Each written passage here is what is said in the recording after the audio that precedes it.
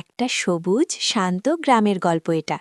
সকালের রোদে পাখিরা গান গাইছে আর গ্রামটা হাসছে মিষ্টি হাওয়ায়।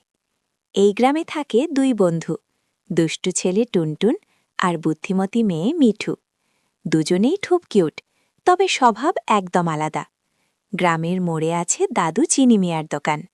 তার বানানো মিষ্টির সুনাম পুরো গ্রাম জুড়ে। এই যে দেখছ, এটা হলো চিনির সমুচা। ভেতরে নারকেল, চিনি আর গুড়। খেলে মনটা হয়ে যায় আরও মিষ্টি। একদিন দাদু বললেন, যে ভালো কাজ করবে সে পাবে ফ্রি চিনির সমুচা। টুনটুন মনে মনে ভাবল, ভালো কাজ না করলেও যদি পাওয়া যায়। দুষ্টু মাথায় শুরু হলো বুদ্ধি। টুনটুন বলল, দাদু, আমি গরুকে ঘাস খাইয়েছি। মিঠু চুপচাপ সব দেখছিল।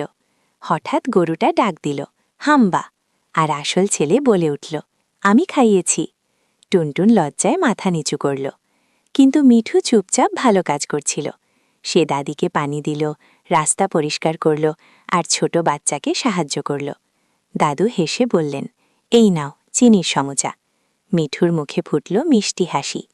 দাদু টুনটুনকে বললেন, মিথ্যা নয় বাবা, ভালো কাজই আসল মিষ্টি।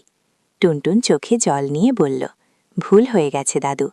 দাদু তখন সমুচা ভাগ করে দিলেন দুজনকে। দুজন বন্ধু একসাথে হাসল।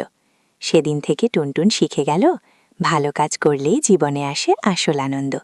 ভালো কাজই সবচেয়ে মিষ্টি।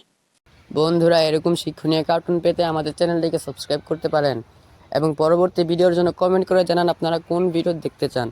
ধন্যবাদ।